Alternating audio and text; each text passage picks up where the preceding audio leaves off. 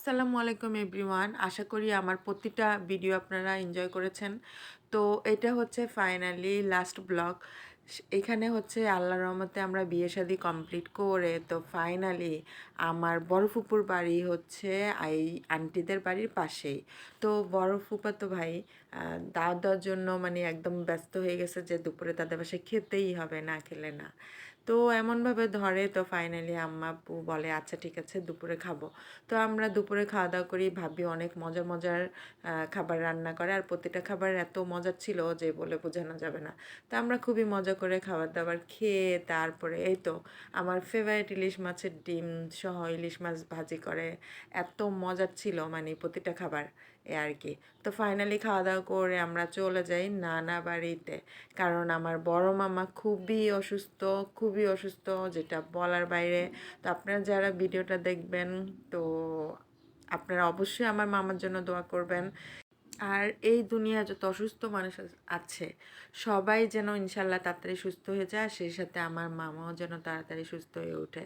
তো এই তো ফাইনালি আমরা নানা বাড়িতে তো রওনা দিয়েছি। তো চলে আসলাম এই তো নানার বাড়িতে। গতবার যখন এই সময় গিয়েছিলাম আমার নানু ছিল, তারপর তো নানু মারা গিয়েছে। তো যারা আমার আগের ভিডিওগুলো দেখেছেন জানেন। তো এই তো আমরা নানুর বাড়িতে এক রাত থেকে তো পরের দিন দুপুরবেলা চলে আসি দাদার বাড়িতে। তো ওখান থেকে খাওয়া দাওয়া করে আমরা ঢাকার উদ্দেশ্যে রওনা দিই, যেহেতু আমাদের বাচ্চাদের স্কুল খোলা।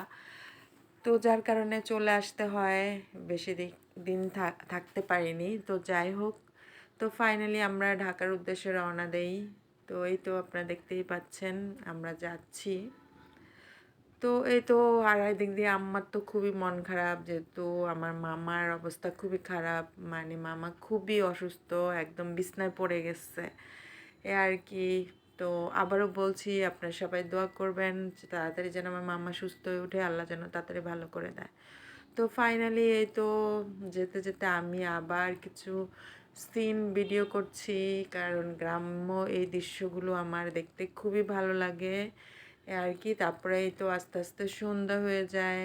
তারপরে ফাইনালি আমরা জ্যামজটের শহর ঢাকা শহরে চলে আসি।